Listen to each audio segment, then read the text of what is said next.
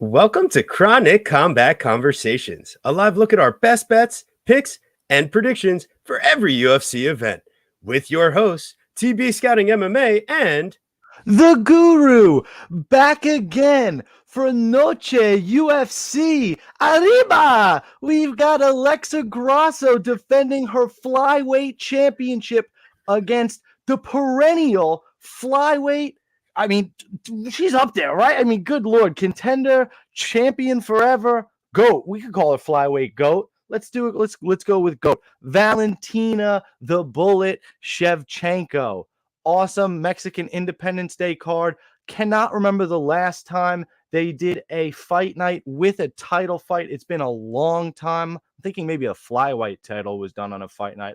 But before we can get into my ramblings and this unbelievable card, we actually got El Chapo out of prison, sprung him out specifically for this pay-per-view.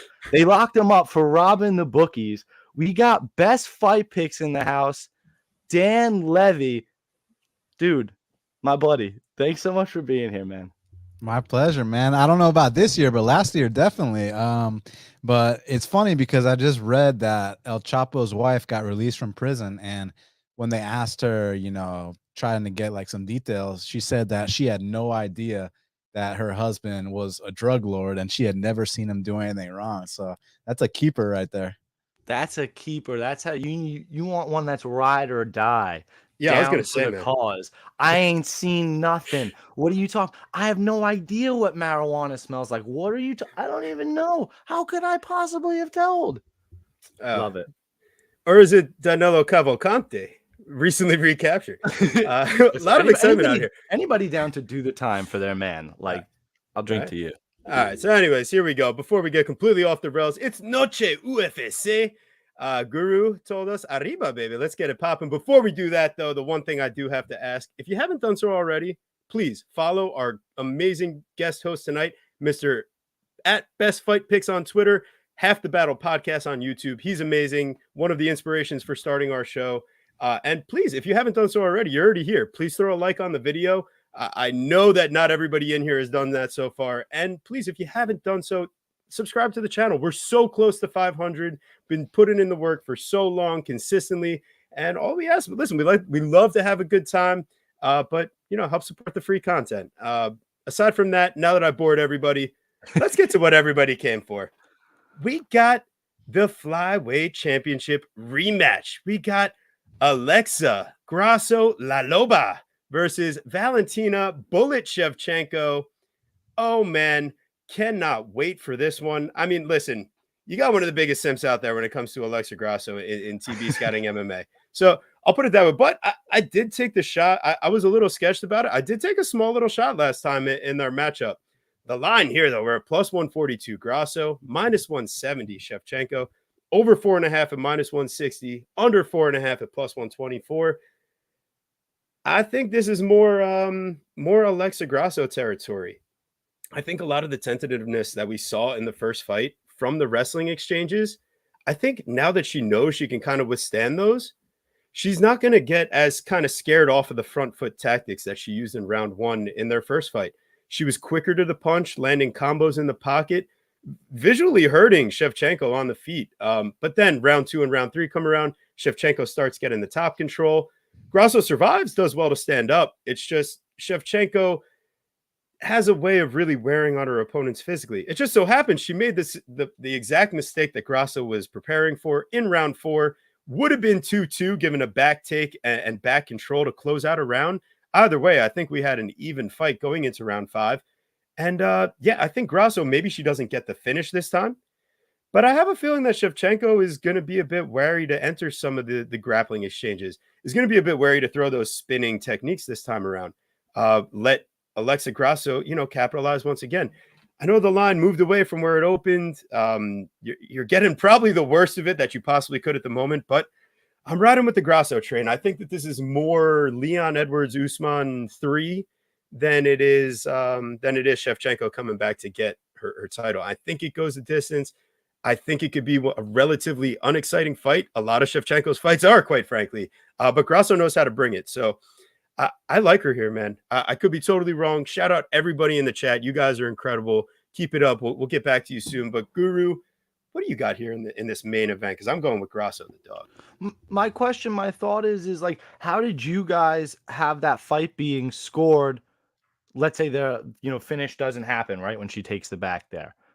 Is it, to me, it's basically, I guess, after the back take, even though Shev had landed more strikes throughout round 4. I mean, after the back take, you got to figure that it's then 2-2 going into round 5. And like you're saying, TB, I think we could very well be posed with a similar scenario come this Saturday, where it's a very close fight. Grasso showed real success with her jabs and just honestly just her boxing and striking in general. And Shevchenko kind of didn't really have as much of an answer for that. Her jab herself was actually starting to touch up Grasso towards those later rounds. And obviously her wrestling is the big wrinkle. Grasso seemed to struggle kind of getting up off her back at times. And that would be the path for Shev. I'm just not sure. She didn't really have as much success with it as she would have liked to in that first fight. So I'm not sure that, like you're saying, so adequately put, TB, that if Grasso's even more prepared for that now, Shevchenko was telegraphing him before. So I just think that she's going to be tentative and nervous to trade and get in some trouble here. 35 years old, continuing the D line. Did she moving up, right? I think that there's a pretty clear path for her for even title contention, possibly, with moving up and not sacrificing her body too much with the weight cut.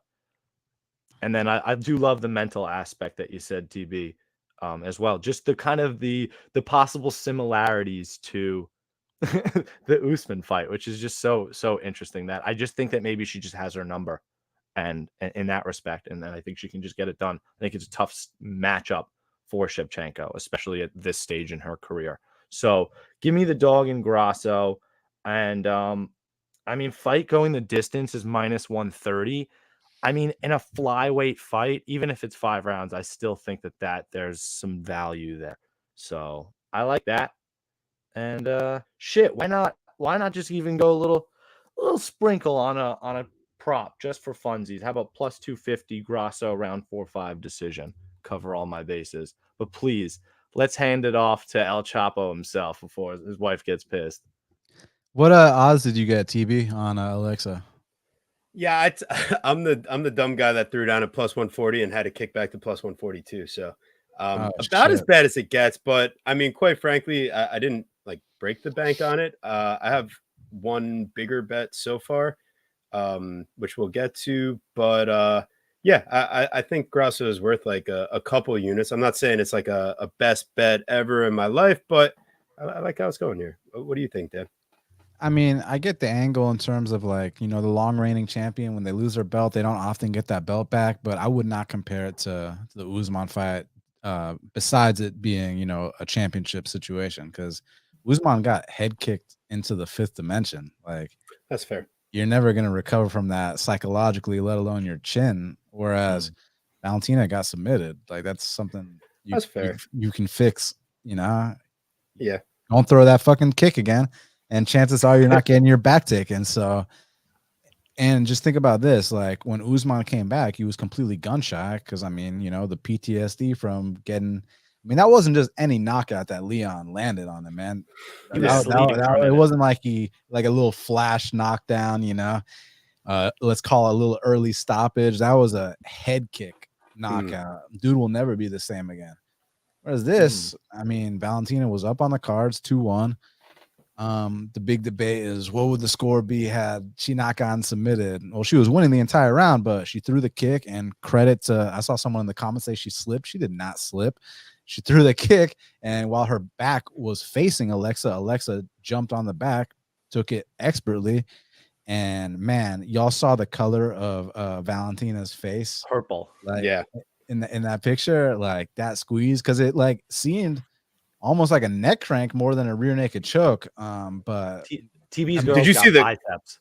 Jesus, did you see the color of her jaw when Grasso let go of the grip she had on her chin? Yeah, like pale. Valentina's face was red, and then the that chin mark as across well. the chin. Exactly. That's what I'm talking about. But the reason why it seemed like more, not that this is nitpicking, they seemed more like a crank than a choke, was because if it was a choke and she was in it for that long, she would have went to sleep, right? So Yeah. credit to Valentina, she was tucking her chin, and then also credit to Alexa, her grip must be deadly to get Valentina to tap to that. Yeah. I mean, I could realistically see it going either way. I'm just kind of bitter I didn't get the plus 200 on Alexa, the plus 190, or you can be one of these guys that post like a plus 190 or plus 200 like today when that line hasn't been around for like 2 weeks. So props to you for actually like, giving out a line that's available. But I'm gonna go on the opposite side. I'm gonna go Valentina. I hope I'm wrong because Mexican Independence Day, you'd love to see Alexa win, and she's got a more exciting fighting style. But I'm gonna go Valentina here. Yeah, and conspiracy theory, UFC 5 cover, now vacant 135 action. Shevchenko moved down from 135 after losing to Nunes twice. Now that she's gone, could we see Shevchenko make the move up if she's not successful here, trying to reclaim the 125 belt? Is 135 an option for her going forward? I don't see why not. Yeah, absolutely. I mean, I think win or lose, I think she moves up. Who else is there left for her to fight if she wins? What are you going to run it back a third time? Nah, there's Aaron Blanchfield and Manon Fiorot. She doesn't want to. Exactly. That's what I'm saying. She doesn't want any piece of that. Why not just kind of John Jones just ride off? I don't want to fight you. John Jones, but she gave up the belt by submission. Move up. Oh God! What? I said she didn't choose to give up the belt and move up, though. That's a little different than John Jones. Well, I'm just saying, if she wins it, that's what I'm saying. She's going to win it and choose to give up the belt and move up. That's what, like verbatim. Like, calm down, ladies. He already broke up our bet MMA. No, just all right, Guru. Also, did you notice Dan Levy broke up our bet MMA? That was what I was saying. Anyways, but did you notice the TB nickname on the first fight here or no? What? What the fuck is? What the fuck is La Loba? Will you just added that in? That's not her. Yeah, hell yeah. No, she doesn't have a given nickname. Wolf. So what the fuck is La Loba?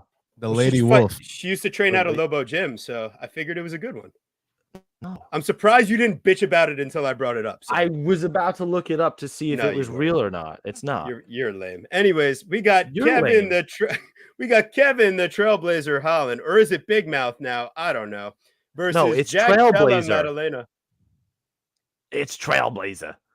My God. Versus Jack Della Maddalena, who also didn't have a nickname. So I go JDM here. We got the 30-year-old Holland at plus 124. Jack Della Maddalena at minus 148.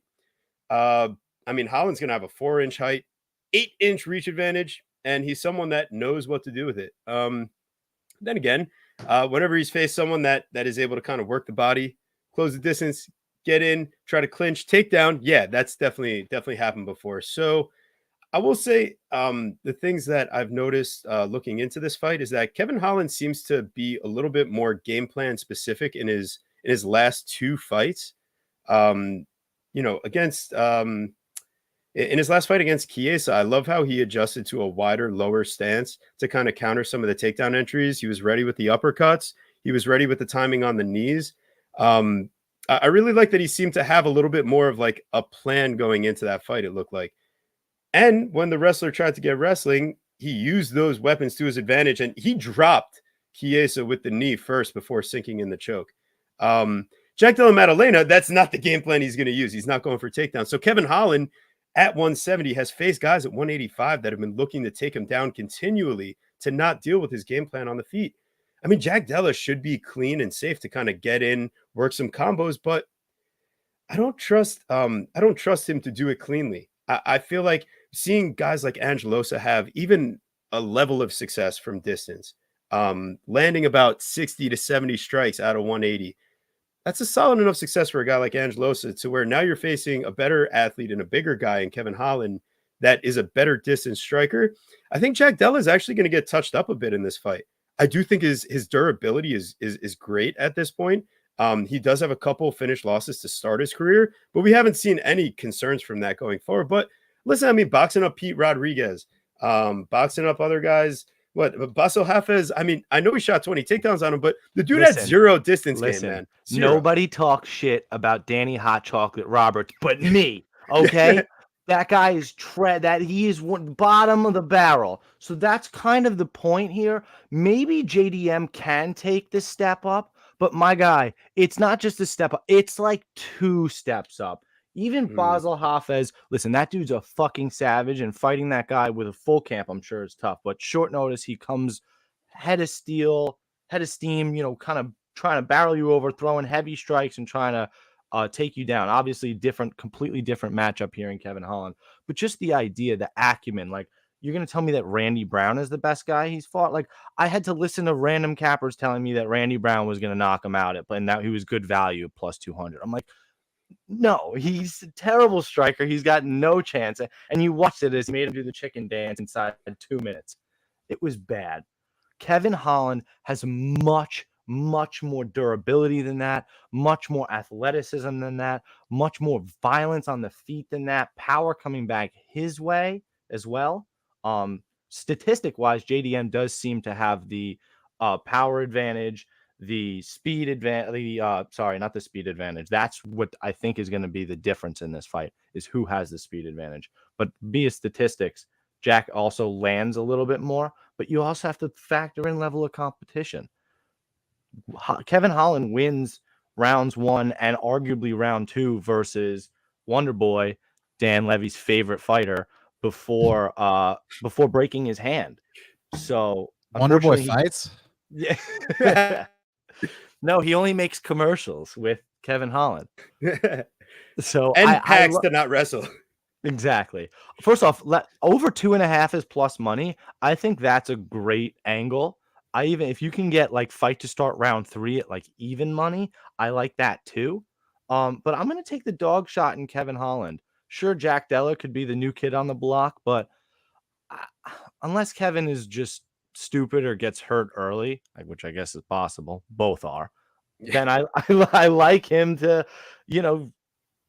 have a clinical striking battle like he did with Wonder Boy and come out on top. Maybe he loses a round. 29-28. Let's go, Kevin Holland. I'll take the plus money. Dan, what do you think? I'm sure you don't give much credit to the Wonder Boy fight, though. So Wonder Boy beat the living shit out of Kevin Holland. That was not a clinical back and forth. That was a one-sided beatdown, and Wonder Boy swung that after hammer. He broke his hand for sure. I mean, I've seen dudes win fights with broken hands. I've seen dudes win fights with pulled groins. I mean, bottom line is hit it with your groin. I don't care. Exactly. A 40-year-old beat Kevin Holland not that long ago. The same 40-year-old that's ducking everybody else in the division. And TB wants to, bring up that Ange Lusa had a couple seconds of success against JDM, but he refuses to bring up that Darren Stewart went to a split decision with Kevin Holland. And he was wrestling. And you guys are talking about a British guy had wrestling success. Is that what you're telling me? And you guys want to talk about if Kevin Jack's Holland not gonna fights wrestle at all. Since when he's not even going to wrestle Britishly.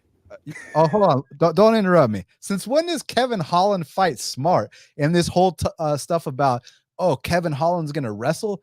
Since when does Kevin Holland wrestle? Kevin Holland's the one that gets taken down 1,000,000 times every single fight. So to me, this fight comes down to what range this fight takes place in. And up close, I think JDM is going to box this man's liver and face off.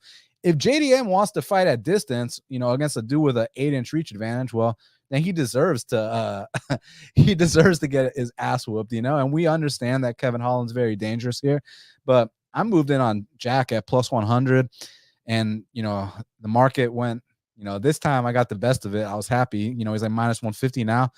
I can hedge out now, or I can, guarantee myself a profit or a break even, but I ain't doing all that. I'm going to ride this one out. And I think that, JDM's going to march this man down and put it on him. Kevin Holland does not like it when you put it on him. Kevin Holland does really well when he's up there against older guys. You want to bring up Pete Rodriguez, but you don't want to bring up Randy Brown. Like, what is this, man? Like, the guys that Kevin Holland beats are on their way out. They got names. Ponzinibbio's got a name. Tim Means has a name. Alex Cowboy has a name, but they're all on their way out. You know what I'm saying? Like, Kevin Holland doesn't win those prospect showdown matches. And I don't think he's going to win this one either. So I got JDM here.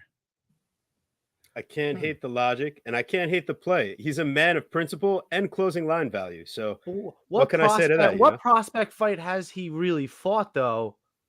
Brendan Allen would be one of them. Marvin Vettori, Kyle Dawkins, Brendan Allen. Yeah. Kyle Dawkins is a no contest. Yeah, he got dropped and choked. He got dropped and choked out by Kyle Dawkins. That's a really bad look. That's a really bad look. Right. Listen, I get it. I get it all. I do. And I'm a man who had reverse CLV on Kevin Holland because I'm a dumbass. I saw minus 125 somewhere, plus 100 elsewhere. I took the plus 100, and here we are at plus 124. So, well, at least you're not posting, fucking some line that is long gone, on Kevin Holland like some of these other guys. At least you're being honest about what you got. So respect. Yeah, no, I feel that. I think you bring up a point that I was maybe misconsidering, and it's kind of obvious. It's that if that takes place at kickboxing range, then Jack Della is an idiot and he's going to get outpointed. But if Jack Della is smart and a good technical fighter, which he has shown through everything that he's done that he is, then why wouldn't he press closer, try to get inside and start hurting Kevin, who you watch versus a 40-year-old Wonder Boy start dancing around the cage and even, uncomfortable. Like this whole Kevin Holland wrestling thing, he got on top of Wonder Boy twice. Like he didn't even have to take him down. And guess what he does? He gets back up and tells him, no, get back up so you can keep beating the shit out of me. So the only way I see Kevin Holland having success on the mat here is if he drops Jack Della and snatches a neck, or if he hurts Della and Della shoots for a sloppy shot, snatches a neck from there.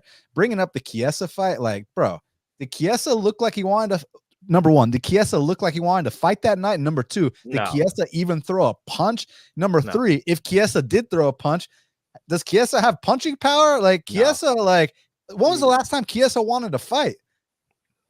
Well, that's fair. I think the only point I was taking out of that fight was that it seemed like he came in with a little bit of a better game plan, and that it looked like he prepared specifically for the matchup there. I got to imagine, and to your point, like you said, he ended up on top of Wonder Boy at times. I think Jack Della is going to try to close that distance. If it gets in there, there are going to be opportunities for Holland to use a trip or two. Do I think he actually does it? No. That's the whole point. I didn't even bring that up in my breakdown. I don't personally think that, and I don't want anybody to think that I'm picking Kevin Holland or like Kevin Holland for some sort of wrestling advantage that I think he's going to go for takedowns. Like, that's not at all what I was looking for, which is why, again, to your point, Dan, I kind of like the just the thought of the attritional getting close. That could be tough for Holland. Yeah, ultimately, my plus money play came down to the height, size, athleticism, better competition, and the naturally bigger guy with a lot more wealth of UFC experience. But I respect the hell out of Dan Levy's play. I respect the hell that he came out of on our podcast, and he's been on the opposite side on the first two. So he's not changing his picks for us. And that's the other part about us is that we're going to stay true to what we got. Yeah, I'll speak for myself. Don't change your pick for me. It's not about me trying to convince you to change your pick. Mm-hmm. I've been sketched out all week, so don't be surprised to see me cash out my Kevin Holland and pick Jack Della. But it's more about the logic for me. Like, why would you even bring up Pete Rodriguez when this guy's been in there with Randy Brown? Like, you understand what I'm saying? And then why would you bring up Ange Lusa's 2 seconds of success and then conveniently ignore, guys like Darren Stewart arguably beating Kevin Holland, right? That's what I have an issue with. I would like to say, as you've seen multiple times, Guru did interrupt me in the middle of my breakdown and then passed off to you. He interrupted me as well. You better stop doing that. That's what I'm saying. Guru is a man of interruptions. So we're going to move on to the next point before he interrupts me before then. So real quick. Yeah. My food just arrived. Let me just go grab it, but y'all start without me. All right. I'll be right back. Yes, sir. All right. We got El Nino Problema, Raul Rosas Jr. versus the Tear Bear, Terrence Mitchell. And that's his nickname on Tapology because UFC ain't giving you one. That is not a TB nickname, believe it or not. Minus 750 for El Nino Problema and plus 525 for the Should I Be in the UFC Tear Bear. So listen, Terrence is going to have a 1-inch height, 7-inch reach advantage, but I mean, we're talking Alaska FC here, and we're talking a guy that was relying on his submission prowess in Alaska FC. I mean, Raul Rosas Jr., he should listen, man, he's got the legitimate skills. The problem is he doesn't have like the athleticism and the cardio to outwork a fully grown man for 3 rounds. But we saw him win round 1 pretty cleanly against Christian Rodriguez. The issue is he didn't have the ability to kind of keep up that pace and athleticism and pressure against a guy that had the right amount of experience and skill. I don't think Terrence Mitchell quite meets that that low level of like entry level skill to like give Raul Rosas a real problem here. I got Rosas. It's round 1. It's probably submission. But maybe you find a round 1 or round 2 prop. Find one small parlay to add Rosas as a money line piece if like you're that degenerate and desperate. I think I did so at like minus 550. So I'll post that play now and tell you guys to follow it. The Dan Levy favorite. But yeah, I mean, Guru, you got anything different on the Rosas side here? There's really not much I like from a gambling perspective at all on this fight.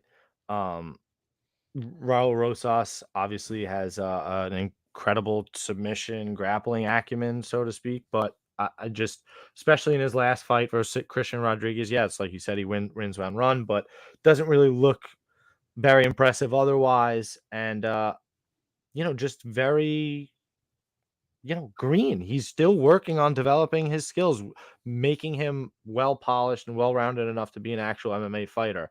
I'm not really sure Terrence Mitchell has ever been UFC caliber. I don't think he is.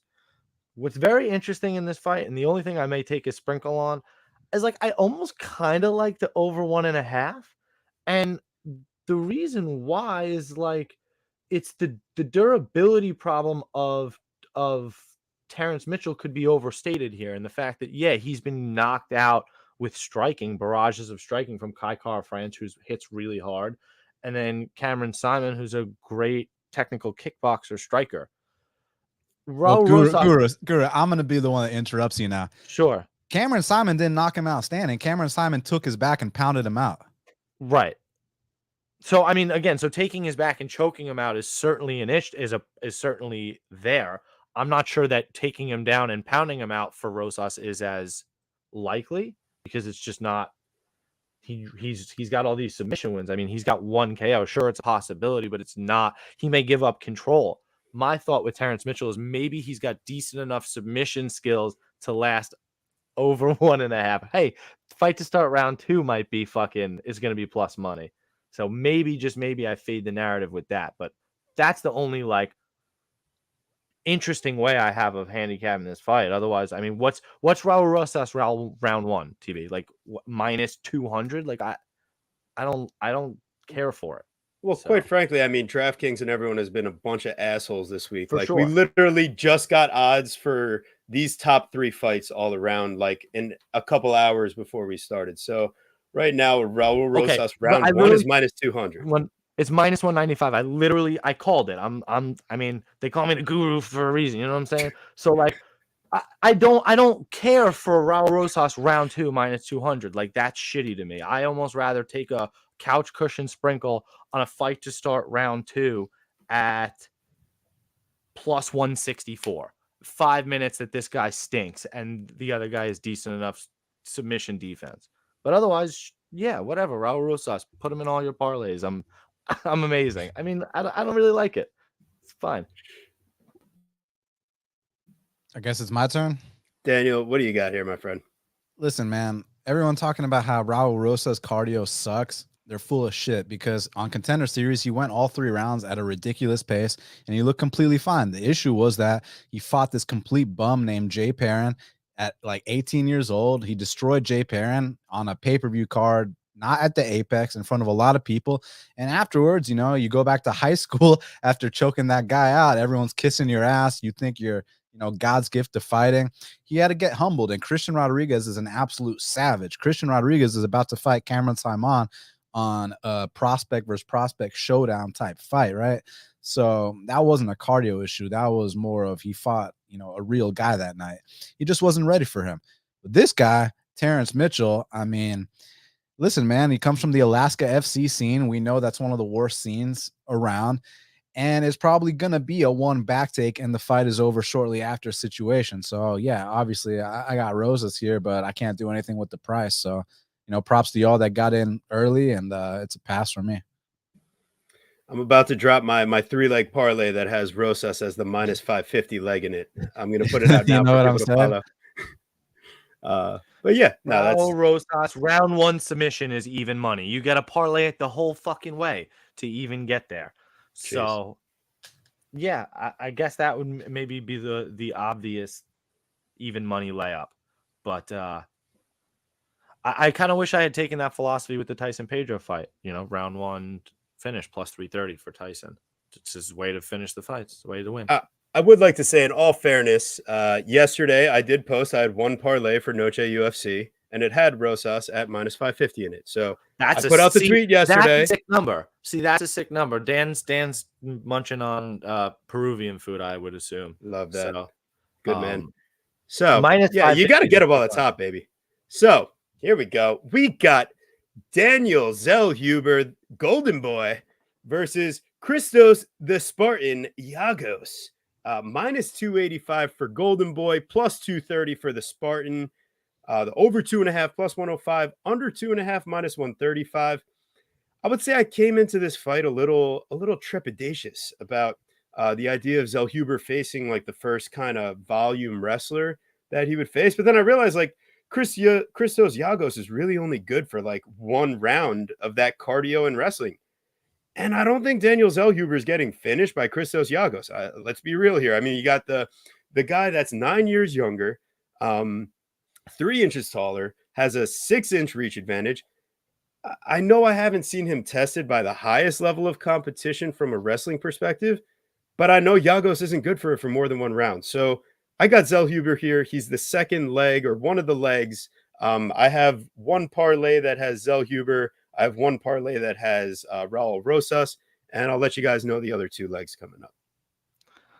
Yeah, no, I kind of felt similarly. I still have a bad taste in my mouth from Zellhuber's UFC debut versus Trey Ogden, one of the worst fights I've ever seen. Just completely a dud, maybe a mental lapse.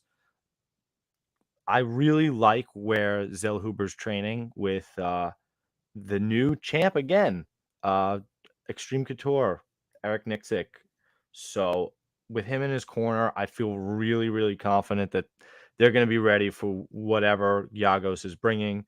And again, TB, you said it perfectly. Giagos is good for a round. I think Zellhuber is going to survive at least that long. He may even still win round 1. So his round 1 versus Lando Venata was his best round. So if how did that not get stopped? Yeah. So like if you can take his best round away from Giagos, like not going to be good. So just survive. Just don't give up a random like rear naked choke in your back. Just be all right. And can we just be real about that Ricky Glenn fight? Like that was like the MMA gods flipping the script on him, and he also looked like shit and didn't want to be. I don't know. So I like Zellhuber. He is the first leg of my completely separate parlay from TB because Dan Levy broke us apart. So Fedora, what do you got? These guys share a Facebook account too. and the picture is us at a UFC event together. So yeah. I was joking. I'm guessing he's serious, huh? But no. The Chronic Combat Facebook, that's different. Oh, so they do have a joint Facebook account. Well, we have a joint podcast, so I mean, what are the boys? We have a joint Instagram. We have a joint urinal. Whatever. Yeah, I bet you do. So, listen, man, I'm not gonna discredit Christos Giagos' win against Ricky Glenn. I mean, he fucking caught him with a nasty left hook, man. That was disgusting. The guy's been in the UFC a long time. Credit to him. He's a very athletic guy. He's a seasoned guy.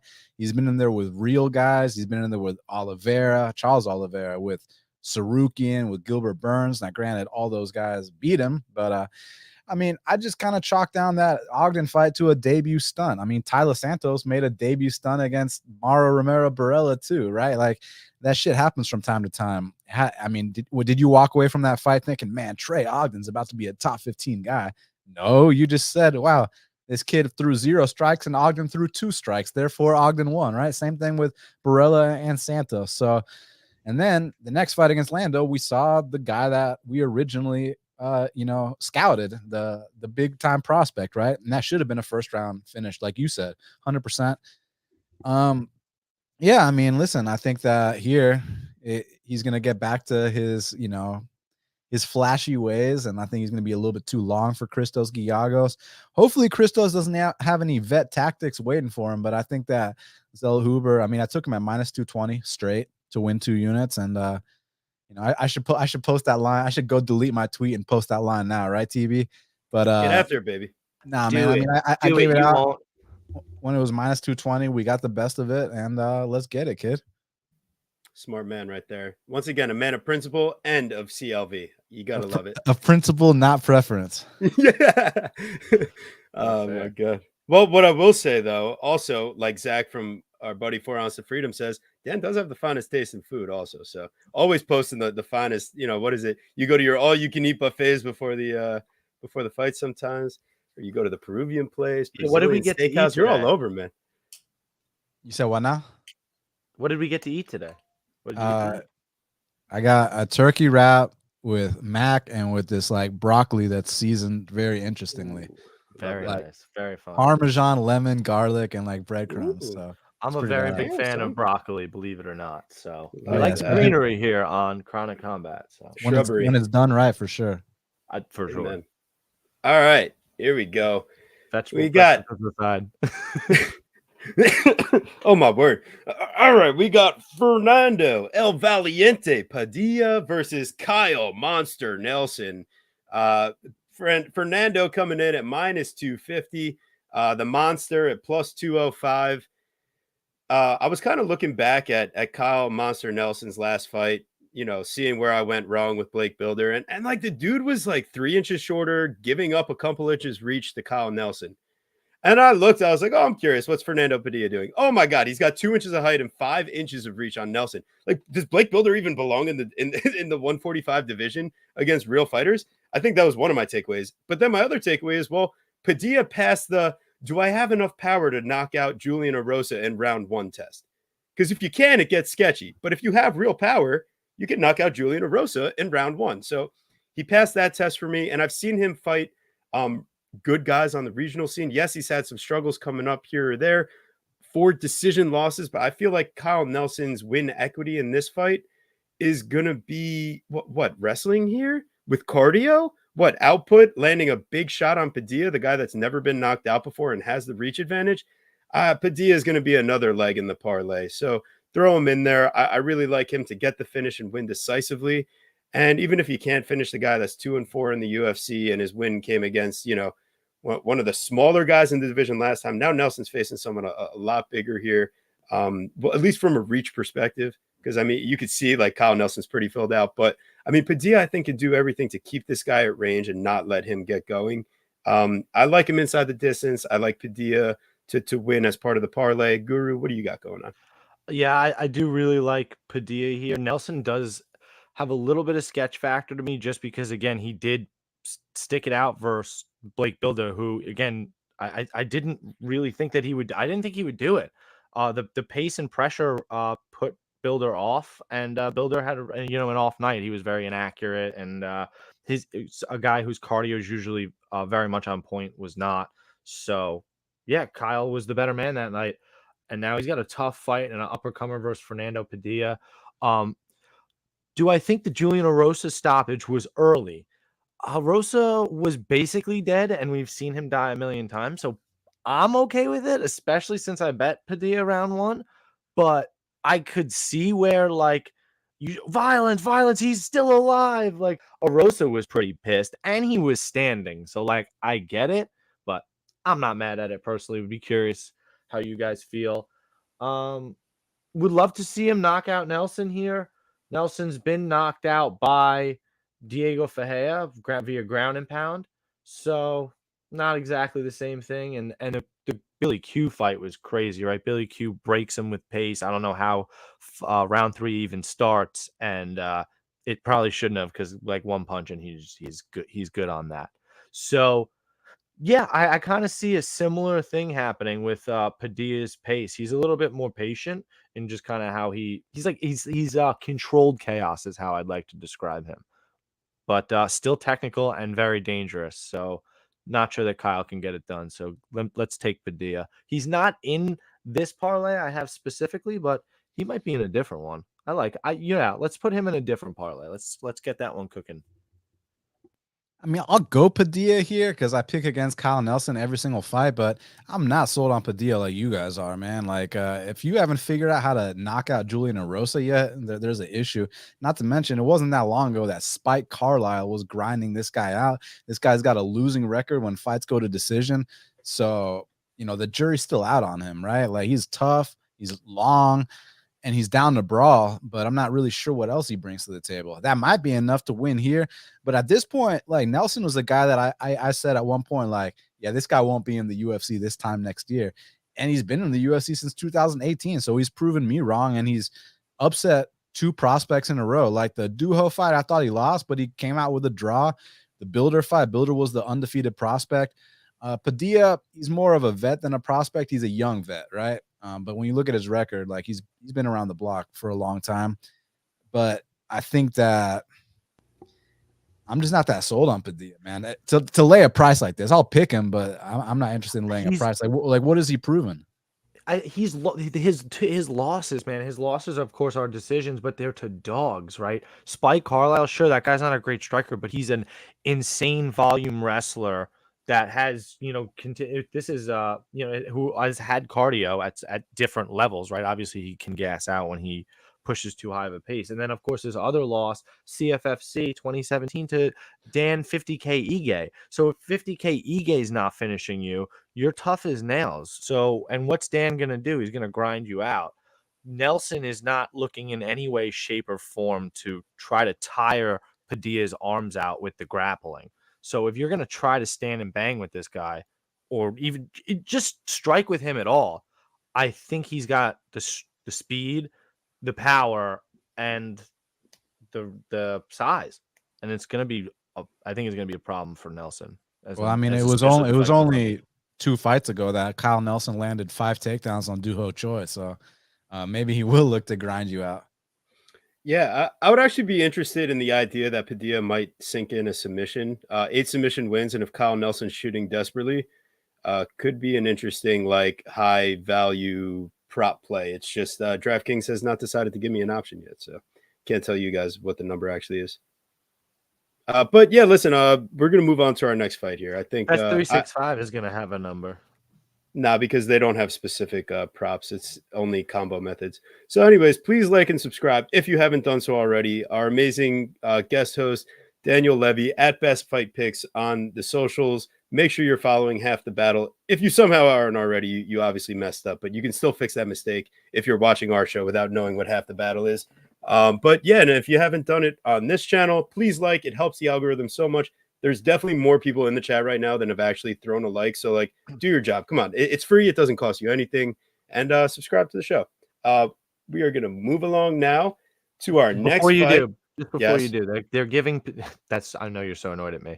Padilla, they're giving Padilla by finish, essentially, since you are, of course, correct. They're giving Padilla by finish at plus 100 on Bet365. Cool. Not even the prop I asked for. So Lupita Godinez. Actually, I did say I liked him inside the distance. You wanted submission, and you were correct in that they don't give a specific submission prop. Yeah, you're correct. So the finish is plus 100. So I apologize. All right. So we got our next fight here. We got Lupita Godinez. Loopy. I was going to do it opposite because UFC stats, like her name is Loopy, but I decided, we'll keep it with her actual nickname in the nickname spot. And Elise Reed, honestly, I couldn't come up with anything good, but it's Elise Bag of Milk Reed, plus 340 versus Loopy Godinez at minus 440. I mean, she's as pale as I am, It's not great. I'm doing my best here, okay? Loopy is going to actually be giving up an inch of height, 2 inches of reach, and I think she's going to be the worst striker in this matchup. It's just, we all know how you beat Elise Reed. It's you use your offensive wrestling, your takedowns, and then you finish her with ground and pounder submission. So if you're playing Loopy Godinez, it needs to be inside the distance. 100%. And honestly, I think if this fight is going and it's not ending, I kind of almost favor Elise Reed in that case. I'm not crazy enough to like pick her straight up or play her money line, but I will not throw caution to the wind, and I'm not going to parlay Loopy. It's about finding the specific prop that's going to work. It's like a round 1 submission or a round 2, maybe she struggles around, maybe a round 2 submission. Like, you have to get extremely cute here and keep it extremely small. I mean, Loopy's the pick because she uses the game plan that's going to work. She should win. She's been training with the champ. I can't in my right mind pick Reed, but I think she's the better striker. Loopy by Wrestling Guru. What do you got?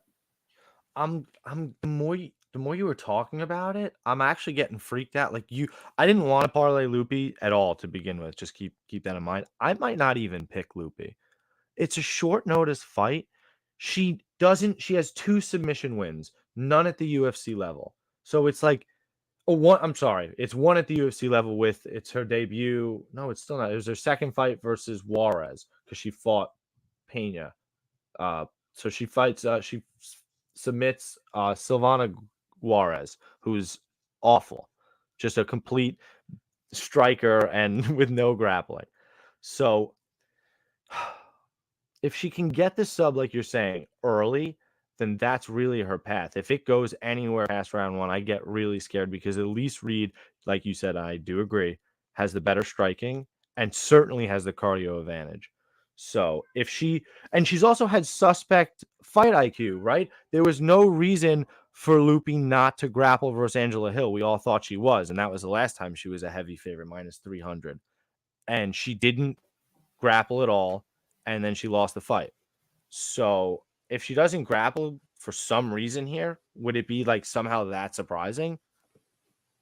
I don't know because I don't trust her. So minus 440, I'm just super not interested. I almost kind of want to look the dog way. It's like, has Sean Strickland taught us anything? It's like the line has to kind of tip our hand at some point. Like, we just kind of like. I mean, if that's the case, you're betting Terrence Mitchell. No, that's reckless. Okay. So it's not just blind. The line makes you do something. There has to be. Of course, I didn't start it with that. I'm giving a handicap. I think she's got a chance. I think she's live. And of course, when we look back, Captain Hindsight, of course, Sean Strickland was live, especially if he wasn't getting finished. So, did anybody think that he had the finishing equity? I don't know that even anybody that bet him thought that, but that's for them to say because I don't know who they are. Dan, what do you think? Guru said that Elise Reed has the cardio advantage here. I would think so. Yeah, I do. I think she's got good cardio. It's one of the things I think she's known for. Once it gets grappling, that goes out the window. So if it stays standing, she's got good cardio. She's got decent pace with that. Isn't Elise Reed the same person that got finished in round 3 by Sam Hughes and in round 2 by Luma Lukbuni? Sam Hughes is somebody with unbelievable cardio as well, and Loma had to grapple with her and choked her out. Had to grapple with her. Well, chose to grapple with her. Right, it's because she's at least smarter than that. Kind of. She stopped fighting with 30 seconds into a round or whatever because she just randomly thought the fight was over. So I don't know about her fight IQ either, but she at least had enough fight IQ to take down Elise Reed. And when you if I hear Loopy say in a fight or minute, yeah, I'm gonna take this girl down. Wonderful, you got my bet. You got we can move on. But I haven't heard it yet. When you talk about pace, that this girl has got more pace. The most strikes she's ever landed in a fight was 76 against Corin McKenna. Because she's usually getting controlled in the grappling. Loopy Godinez last fight, she landed 132 significant strikes against Emily Ducote. So Loopy does not have to wrestle here. I mean, it'd be the best, path of least resistance. Like, that'd be the smart way to go, especially if you're laying minus 440. But make no mistake about it, Loopy can hang on the feet with Elise Reed here.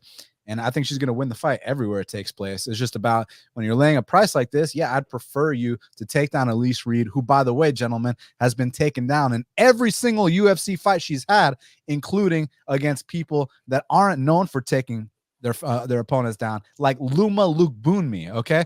So, the midget Muay Thai fighter, that girl took down Elise Reed. Every single person that's fought Elise Reed has taken down Elise Reed. So, if Lupi wants to be smart and take her down, I mean, I think it might be a 30-26, if not a finish.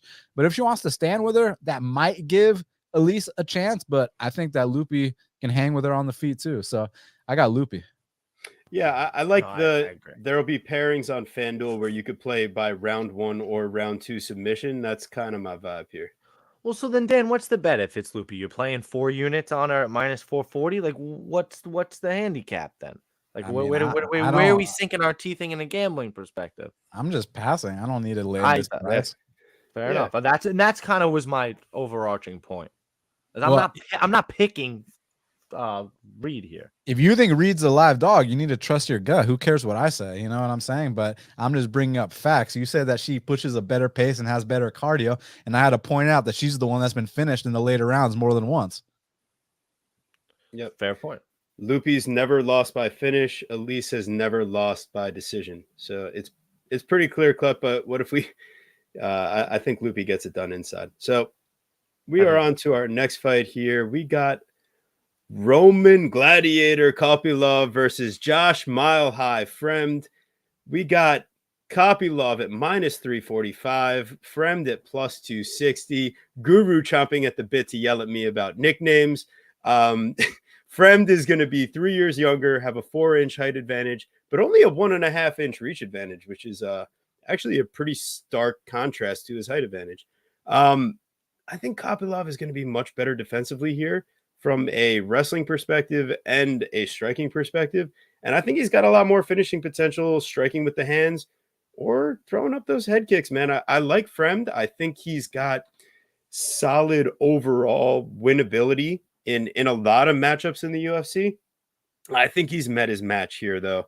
Roman Kopylov has really shown an improvement in his game, but he was training in Dagestan for a bit. So improving the cardio, improving the takedown defense, improving his overall physique too, because the dude was like a solid athlete before. I feel like he's like, Dan will tell you about the garden of life, vitamins and vegetables. So Roman Kopylov, I got him here. He's going to be the third, one of the pieces of the parlay. I got him laid out twice. One time with Rosas, one time with Zellhuber, and then the other leg was Fernando Padilla. So that's I have 2 3-leg parlays, each a unit. So I have a 2-unit exposure here on Roman Kopylov's money line across parlays. Will I find an inside distance prop I like? Maybe. What do you think, Guru? Why did you give him Mile High Frem? He's not from Yeah, he's training in Colorado. Okay. And you like the Gladiator one? I kind of like you could call him like the Russian Gladiator or something. No, well, his name is Roman, but like the Gladiators and but he's also, you could call him Roman the Russian Gladiator Kopylov. The Russian. Why do I need to say Russian? I thought it was just cool, Well, he's from Russia, like that's what they like. Right, but his name is Roman. All right, we're over it. Anyway, I was trying to give you a little something, but you ruined it. I like Kopylov here. I'm not really sure where Frem is a fluke sub. I just don't really see him as a threat at all in the striking. I think there's a major gap there. Kopylov's striking is very crisp and it hurts. He strikes really hard. He asked Claudio Ribeiro. So I think he's going to eventually finish Frem. You can get him by finish at minus 120, I believe, on Bet365 at the moment. So I don't hate it. There might be better lines available when lines finally do open up. Those motherfuckers, those cockroaches. But yeah, I like it. And Kopylov is the second leg in my parlay, actually. So it's Zellhuber, Kopylov, and one more. And we'll get a little plus money. And I think we'll get out with a dub. What do you think there, Dan? Did this guy say Josh Frem doesn't have punching power? No, I said less impressive than Kopylov. Me. No, I mean, I didn't say it like that per se. I mean, he hasn't knocked out anybody at the UFC level. He swings hard because he feels comfortable in his grappling, but I don't know that like straight up crisp technical boxing is where he Well, is. I didn't ask thriving about best. who's the more crisp technical boxer. I said, do you not think this guy has knockout power? Basically, what No, I'm asking is, did you not watch his LFA fights? No, I mean, I mean, he knocked out Bruno Oliveira and Antonio, what's his name, Jones. So But you did watch his LFA fights. yeah, Okay, this guy was starching guys with one hit or quit, or some of the most brutal knockouts I've seen in the LFA. And when he got to the UFC, I've been waiting to see it. I haven't seen it yet. I mean, the only guy he's hurt so far has been Dumas, which I cashed at like plus 180, plus 190. Everyone was on Dumas for whatever reason. And then the fight with Pickett, it was literally Frem's worst day. He misses weight for the first time in his career, and he still easily 30-27s Pickett. But I think on his best day, he easily knocks out Pickett. Here's my thing with Kopylov, man, is that I feel like people forgot when this guy first came to the UFC, he got out kickboxed and choked out by Carl Roberson. Albert Duraev beat the living shit out of him. The fight with Alessio Di Chirico was a 50-50 fight until the third round. And then whatever happened in that third round, man, that was a beautiful combo by Kopylov. And ever since then, it seems like he's become a new man. It seems like he's become a lot more comfortable inside the octagon and very, very clean hands. Also, a nasty liver kick, strings his combinations together. So, I mean, I get why, he's the pick here, but I think he was the pick at a better line. Now that's approaching, I think it's minus 450 at this point. It's not minus 345 anymore. It's in the minus 400s now. But Frem, I think he's a lot better than people are giving him credit for. If you watch his regional scene, he was getting vicious knockouts. I don't see what you're showing me there. Minus 345. Yeah. DraftKings is shitty, but it's still minus 345 there. Okay. All right. Well, that's good because I think across like the board, he's like it's gotten up to over minus 400 on certain books. FanDuel has it at minus 400. Nice. Well, if you can still get 345, I mean, at least you're ahead of the market. But like I was saying, I was excited when Frem got signed because his regional scene was some of the most devastating knockouts I had seen. The guy is also 6'5". He's listed at 6'4". He's 6'5". He's a big boy, trains with really good people in Colorado, guys like Dustin Jacoby. So I just need to see him put it together at the UFC level. And when he does that, I mean, I think he's going to get some good knockouts as well. And with Kopylov, he's Russian, so you'd think that he's got good wrestling. He doesn't have good wrestling. Come on, don't compare him to Kyle Dawkins. Kyle Dawkins, there's a reason that Dana didn't sign Kyle Dawkins on Contender Series. He said, I just don't see that killer in him. And then guess what? They finally signed him to the UFC. They still didn't see that killer in him. He did finish Kevin Holland, though. But now, Kyle Dawkins is finishing guys like what's that bum's name that he fought? The guy with like the ridiculously bad record. Ellis. He's fighting guys like Ellis on the regional scene. You know what I'm saying? But anyways, don't distract me. Don't get me off guard here.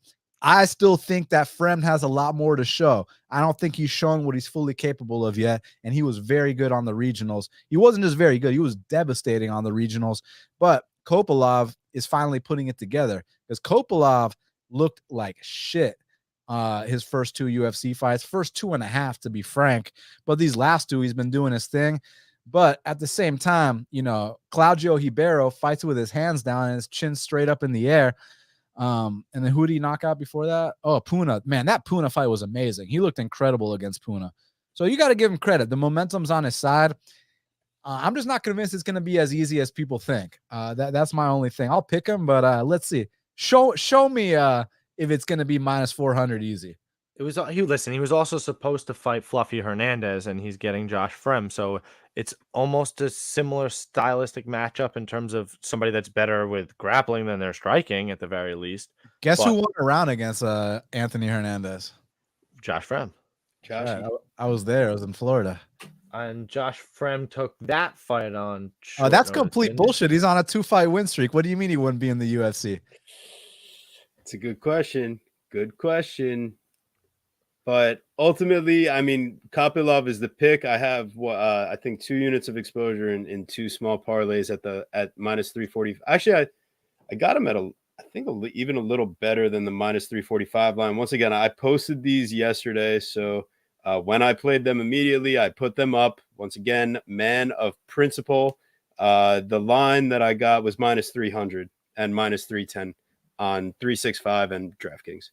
That was yesterday when I tweeted it out. So make sure you follow us on Twitter and everywhere else, because sometimes, but by the time we get to the show, all the line movement's gone. It is what it is. Our next fight, we got, I guess I just stopped changing what weight class it was. So this is classic. Welcome back to the semester, TB. It's all Oopsies. good, buddy. Yeah, I know. Guru more got semester, exasperated. cool. Exactly. One more semester, baby. We're pushing on through. Edgar Chairez, the Pitbull, versus Daniel Lacerda da Silva. I don't know where the Miojo goes, but it's somewhere in there.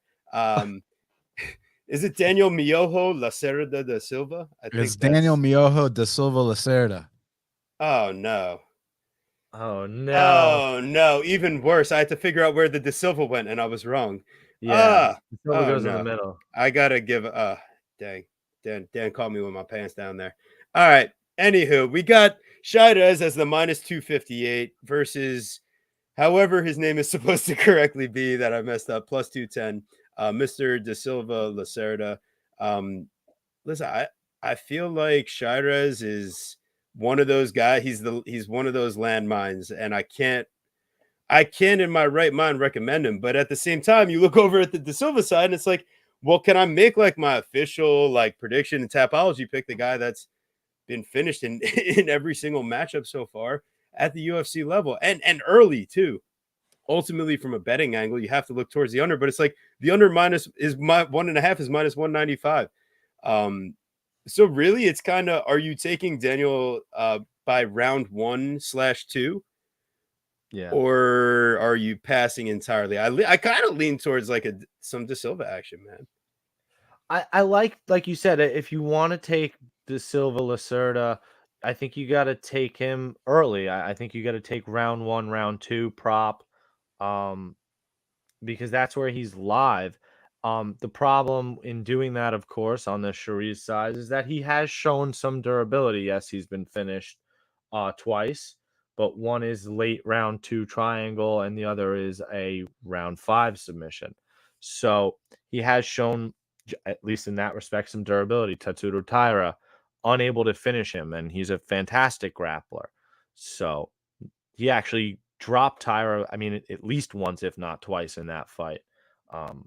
Clayton Carpenter, a guy that, I don't say what you want about his skill level. He's a finisher, right? And he didn't finish him either. So that's like kind of working against Lacerda, but man, do I want to see him get a dub and get a contract and get some more fights, because he epitomizes, I think, what it means to be. I mean, at least if you're not good enough, at least be in the UFC for 4 minutes. I think the man is truly elite, and by God, is he entertaining. So I would love nothing more than to watch him win, but I'm going to begrudgingly pick Chairez. I got Daniel Da Silva Lacerda here, man. I mean, listen, and I took the money line. If I'm picking an underdog outright, I don't need to get cute with some fucking props. I took him straight up. This is one of the few occasions where I didn't get the best of it, though. I bet him at plus 180. I mean, I thought that line was fine, but I didn't expect it to go to plus 210. So I think that line's fine too. I mean, basically, the reason that he's getting an opportunity off 4 straight losses is because look at how he fights. He's super exciting. And while he's fresh, it's not just that he's like some brawler, or, by the way, the Braves just won the division. So suck it, Mets fans. Hey, Mets are up 7-0. Alonso did something. Braves just won the division. But it's not that this guy's just some exciting brawler. This dude, Lacerda, he actually shows some really good technique while he's fresh. It's just kind of been a pacing issue, kind of been a maturity issue, but he's surrounded by the right people. I mean, he's with the shooter box guys. He's got Charles Oliveira and all those guys with him. If he can just show me a little bit of maturity, I think he can get this one done. Because the thing with Chairez, kind of like with Hafez and the JDM fight, like people were, Hafez had a little bit of success as a massive underdog, so people were kind of overblowing it. Same thing with Shirez and Tyra. Tyra beat the shit out of Shirez, man. Like, Shirez had 2 good moments in that fight, and we're gonna act like he should be minus 250 in a UFC fight versus anybody. Look, the thing with Shirez is he's tough, he's Mexican, but his volume is terrible. It'll be 2 minutes of inactivity. When he actually does decide to throw, he throws hard, and he does have some opportunistic submissions, but it's few and far between. He also slows down as fights progress. I mean, this is Daniel for one night. Put it together, kid. Like, you crush the grapes. Now we drink the wine. Let's go out here and cash as an underdog and get your first UFC win. I'm going Daniel Miojo de Silva Lacerda to finally, 5th time's the charm, get that first UFC win. Hey, listen, and for the record, he's not in my parlay, Mr. Cherise. I totally agree with your sentiment there, Dan. There's nothing about him that has warranted this price tag. So Mr. he's not in the parlay. So I want everybody to be clear about that. Mr. Cherise. Shout out everybody in the chat. You guys are awesome. Yeah, the more you say it, Dan, I do make stupid decisions sometimes. So why would I take a crazy prop when you just need to play the underdog line if you got that feeling in your waivos? It's just because I don't think he wins a decision. Right, but could it not be like round 3? You know what I mean? Like, if I play round 1, round 2, couldn't it be round 3 for some dumb reason? Then you can still go grandma's couch cushion at a round 3 prop, which is going to be plus 1,000 or more. Yeah, but it's plus 210 already. What am I doing? You know what I mean? We're getting crazy. We like to get spicy out here. I know, but plus 210 is spicy, bro. Like, if I could cash on a plus 210, I'm thrilled. So yeah, I think he's going to be the more athletic, better striker. It's just we've seen those 4 losses in a row. But damn, man. Listen to Dan talk about that one. If there was a fight I was going to be swayed on, might have been this one. Like, to feel a little more solid in my, like, because I was kind of thinking the dog might do it here, and that kind of helps solidify some of my thoughts. And whatever you did for, I'm right. It doesn't mean I'm right. It doesn't. But listen, whatever you did for Sean O'Malley fight week, all the stuff you posted, all the prayers, all the voodoo juju you put out there, we got to do the same thing for Miojo here.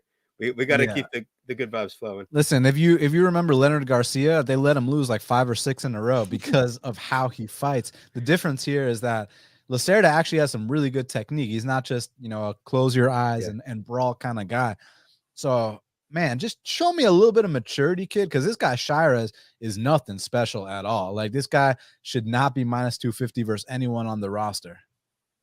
Yeah. Amen. I've just gotten addicted to hitting those big props, you know what I'm saying? How are they working out for you?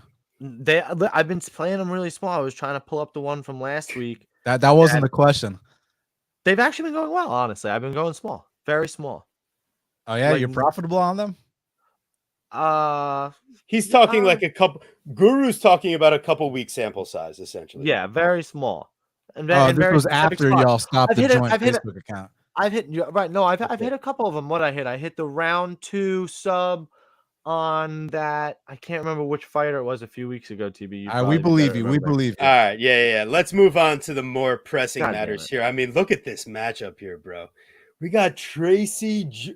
Maybe it's not junior. Maybe it's senior Cortez last week versus Jasmine Vicious Jasudavicius. Another couple fighters without any nicknames, so I just had to do my best here. Tracy coming in, going to be 5 years younger. She's given up 2 inches of height, giving up 3 inches of reach. She's the minus 118 at this point, with Jasudavicius at minus 102. Quite simply, I feel like Cortez has kind of been able to use her physicality to bully opponents with top control and kind of like playing as safe as she can at distance while she has the cardio. But like, we've seen even that look a bit sketchy. We've seen Cortez pull out of fights. We've seen her slow down the stretch. When you're able to kind of counter some of her wrestling.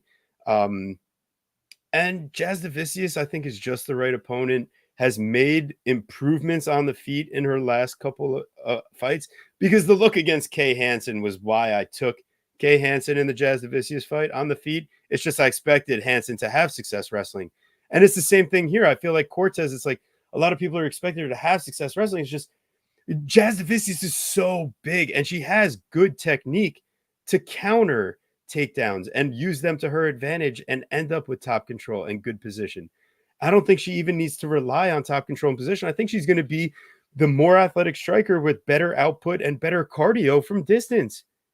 I got Jasudavicius here, and I posted it 2 to 3 days ago at Plus Money. Plus Money was still available plus 100 on Bet365 as of a couple hours ago. I'm not looking at this second, but DraftKings is minus 102. So I finally found some CLV on this card from a dog to favorite perspective. I did my job here. I got Jasudavicius at plus 110. I hope you guys were following on Twitter because you could have jumped in then. But I think Bet365 is still plus 100. So if you're feeling the same, do your thing, join in. But Guru, who are you playing here? For the record, it was round 2 on Asu Alambayev. It's just the name eluded me because what a random ass name. I really liked, I think it was plus 12 to 1 on that. Really like Jasudavicius here. Got her as plus money as well, plus 110, and dipped in again at plus 105 as I continued to watch the line slip away on all the other books, which is why it's always optimal to have multiple outs. Tracy Cortez is somebody that honestly kind of struggled in some of her striking exchanges, even in her last fight with Melissa Gatto, and continued at times got taken down and was on bottom to Melissa Gatto. She was able to quickly reverse that position, but Jasudavicius is somebody with Olympic wrestling prowess and has much better top control. Calm down. It's a Canadian. Okay, thanks for specifying. But it's still Olympic wrestling prowess. I mean, it's pretty solid, man. Yeah, because there were like 2 wrestlers there that right. So exactly, but I mean, I've been impressed with what she's able to do. Nobody really thought that. First off, she's an underdog to Gabriel Fernandez, which I thought was really funny, and we took her there. And then she was an underdog again versus Miranda Maverick, and we're like, I think she can outgrind Miranda Maverick and somebody that can't get up from bottom, and she was able to do that as well. So I honestly even think on the feet as well that Jasmine is a better striker. So I'm not saying she's a good striker. At the very worst, it's still pick 'em on the feet, and I'm going to take the girl that's longer and going to be, I think, the better grapple on the ground. So Tracy Cortez, to me, from an offensive standpoint, as you saw versus Melissa Gatto as well, just kind of like lay and pray. I just didn't really love it, and especially with these new rules of they're just going to stand him up all the time now, I don't love it. Jasmine is somebody, at least I feel like, more willing to do a little bit more ground and pound. Not much, but will do more because she's more confident in her top control. So give me Jasmine at plus money. And yeah, sorry to spoil the Spanish night. I think I got Jasmine here too, but I'm not gonna sit here and act like she's some Olympic wrestler or some shit like that. I'm not gonna bullshit you guys. What do you mean by act? Like, I mean, she literally was at the Olympics for wrestling. Like, she's not fucking Kurt Angle. She's not fucking Henry Cejudo. But like, Kurt how Angle. Can we just how can we just take away somebody's like fucking trophy like that? I can't do it. She medaled at the Olympics? No, but to even go is still. Did she actually really go to the Olympics? Yeah. And didn't she medal? I think I have it written. I have it written. I mean, she's more like an upper body like wrestler. She's a she was a silver medalist. But in Canadian freestyle wrestling, right? Like, is that at the Olympics or was it at a Canada event? There's no way she's an Olympic silver medalist. No, she's not Marco Madsen. She's not an Olympic silver medalist. Well, but you were talking about Olympic wrestling. Well, you said Olympics. Okay, Daniel Cormier is an Olympic wrestler, but he didn't medal either. But we're saying that did she even? I don't think she competed at. Was she on the Olympic team? I'm gonna have to look that up. That may be false. Okay, I may have misunderstood. That's our question. Thank you. I'm not going to. I mean, I have this fight at middleweight, so fuck me. Exactly. It's a middleweight fight. I may have misunderstood the acumen, and I will look that up. But I know that has a very high wrestling pedigree. So She's more of an upper body wrestler. I actually think that Cortez is a better wrestler here. However, the issue with Cortez, she's more of a lay-in prayer. I'm sure she's super heavy on top. And what I like about Jasmine is that she's got that dog in her. It might not look the prettiest, but she's going to push that pace. And if it's 1-1 going to that third round, Jasmine's actually the one that I trust to kind of put that pedal to the metal and just kind of dog it out a little bit. So it might be ugly, but it's going to be gritty. And as long as Jasmine doesn't get grinded out here by who I think is the stronger wrestler in Cortez, I think Jasmine can win 2 of these rounds. So I'm gonna go Jasmine. I like it. And once again, I don't have a 5-unit max here. I got 2 units on Jasmine at the plus money.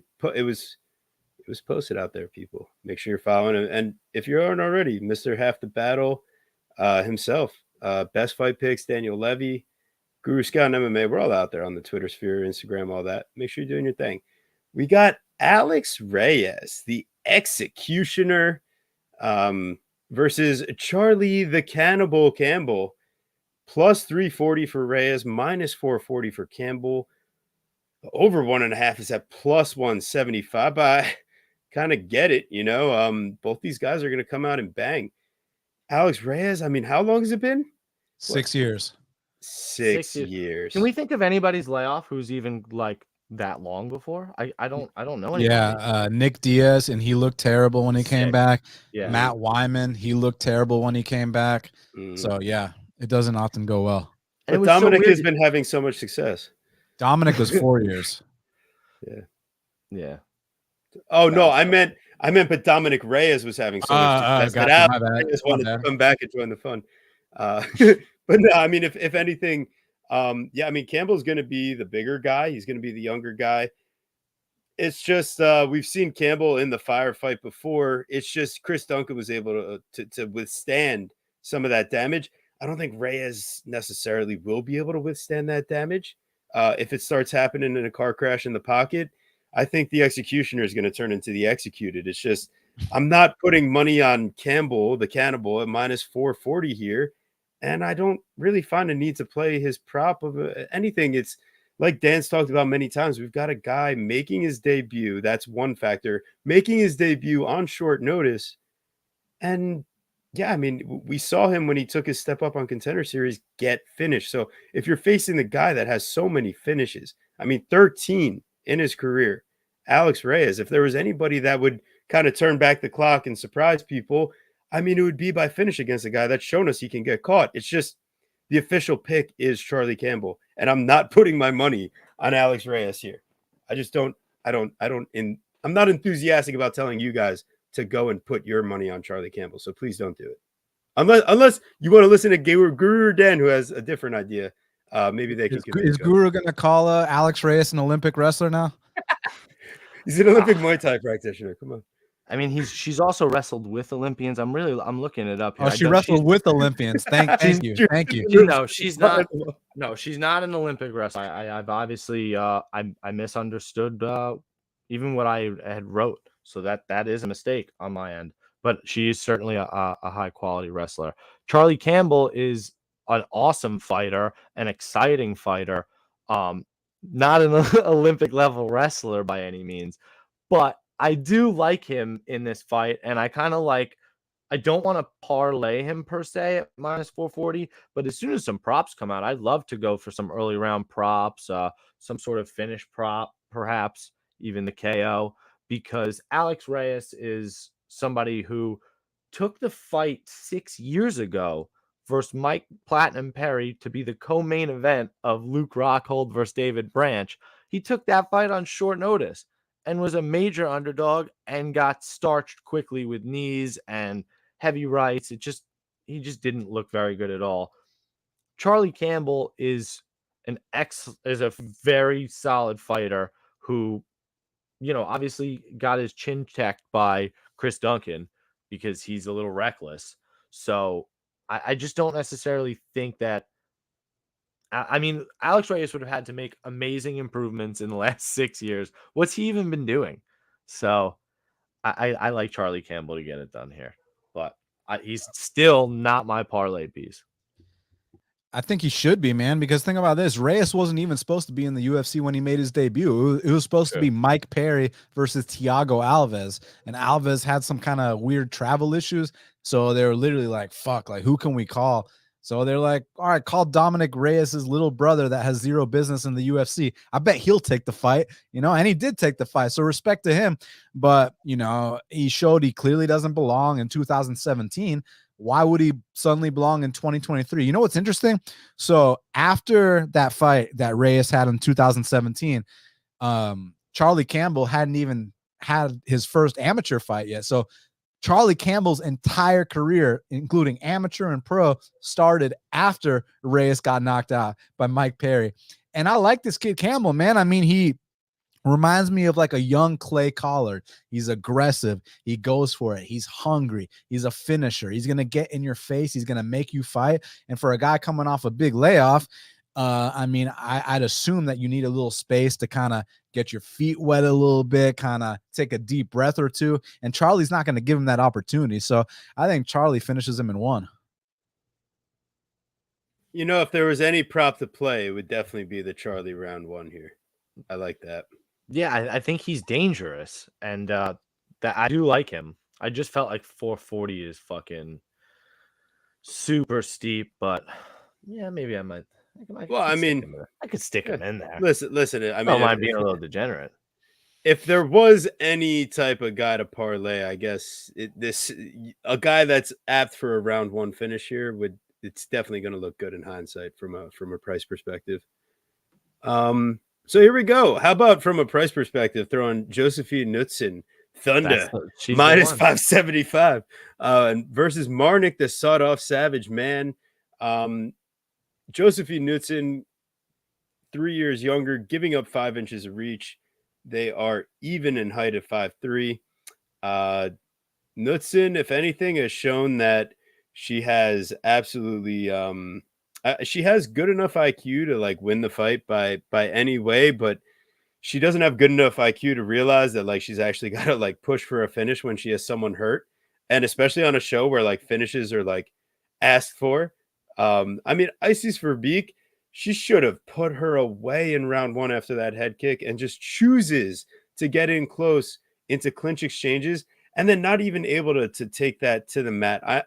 The way that Verbeek looked early, she lets her get back into the fight and have these individual moments where it's just like, that's why this was the only fighter that Dana didn't originally sign. But now they're like, oh, wow, we had Noche UFC and Yasmin Lucindo needs an opponent or whatever. So originally they were like, all right, bring in Josephine on short notice. She'll take the fight to get in the UFC. But now instead of her getting, sawed off by Yasmin Lucindo, she's getting a chance to take on the sawed-off Savage, who also probably doesn't have any business in the UFC. But they're like, well, we already signed and booked Josephine to fight at Noche UFC. So who the hell else can we get on this card to fill in the spot where we've had so many fallouts on this card? I think that's how they settled on Marnik, man.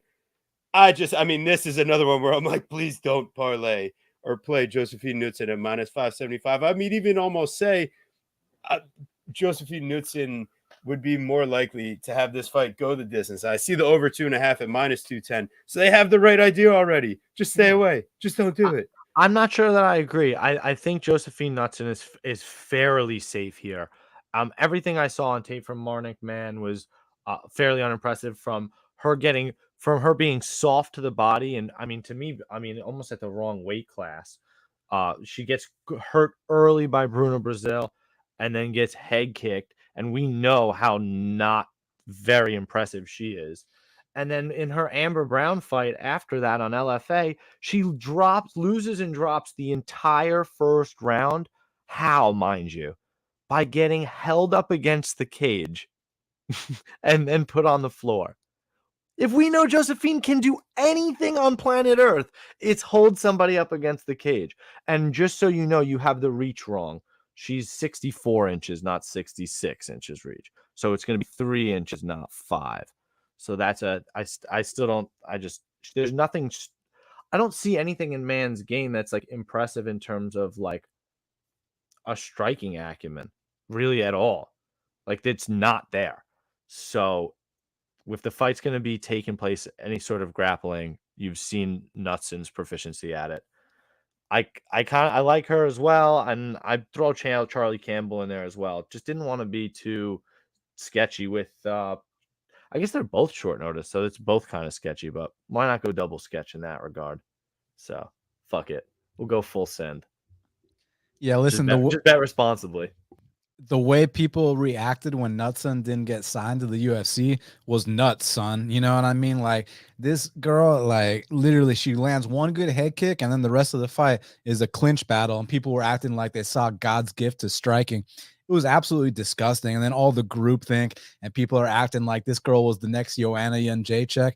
Man, I'm just so pissed off that the Lucindo fight wasn't happening, because all these people planting their flag about how this is a future top 15 fighter and this and that. Give me a fucking break. But here, she's fighting the person that came off literally the most brutal women's knockout in Contender Series history against Bruna Brazil. So I mean, I'm not impressed with Knutson. No chance I'd ever lay -5 something, let alone -4 something on her against anybody in the UFC. But this is one she should win. Hopefully she looks impressive, so we get a good price to fade her down the line. I love it. I love it. It makes sense. Like, she is the straight pick to win this fight, and yeah, I mean, she should get it done. So if you have your parlays and you want to get crazy, just do it safely. You know, someone making their always debut. bet responsibly. We don't want to blow our bankroll on it, but I kind of like it. I do think that she's, you know, fairly safe. And you can parlay her and over 1.5 at -188. I mean, on Bet365. Oh man, I'm just itching to get there. So itching. Really appreciate for that sub. If you made it this far, you're an absolute legend. I really appreciate anyone and everyone that made it in the chat tonight. You guys are awesome. Really wouldn't be the same without the incredible community we have in the MMA Twitter space, on YouTube here. So many great creators. Like we've said, if you haven't already, Mr. Daniel Levy, best fight picks from Half the Battle. One of the originators of betting content in this space. And he really has given so many different terms and like different ways about how this game has come together and things to look out for. Got to give respect where it's due. And like, that's one thing that I lack in this game is the experience. I'm still learning, but one thing that we're always willing to do is put in the work and learn from it. So if you haven't already, please like, please subscribe. Costs you nothing. I'm going to pass it off. Mr. Dan Levy, do you have any last words here? I'm going to bring us full screen here now. Let the fans know what's going on. No, I mean, just thank you guys for having me. I'm glad we finally came to the conclusion that Jasudavicius is not an Olympic wrestler. It's been an absolute pleasure being on here, man. Y'all can find my podcast, Half the Battle, everywhere podcasts are found. Keep up the good work, gentlemen. I look forward to speaking soon. Thank you, Dan. Guru, take us away. Listen, I love Dan. Always love having him on. He's got that fiery personality. He's got sharp bets.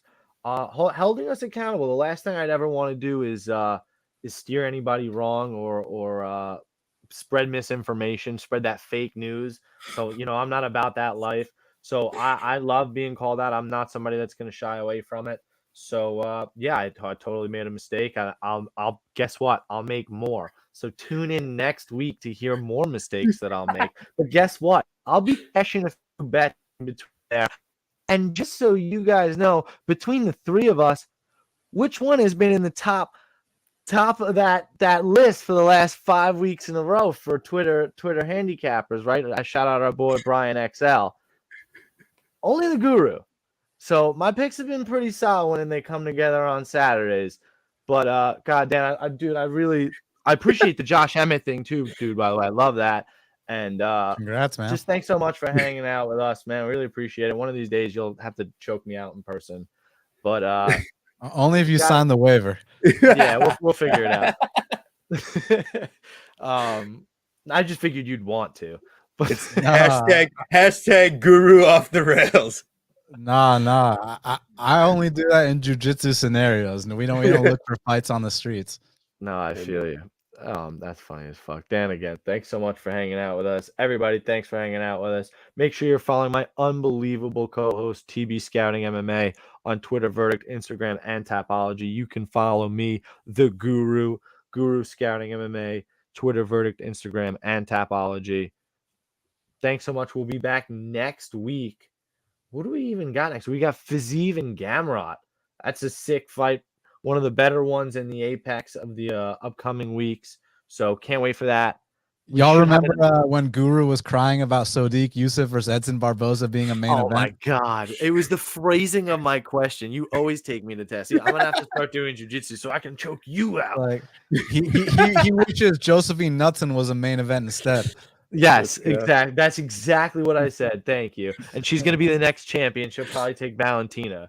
So we actually hopefully should have an unbelievable special guest for next week. So really stay tuned for that. Oh yeah, who's that? Tell me off air. It's a secret. We will. Take Take care, guys.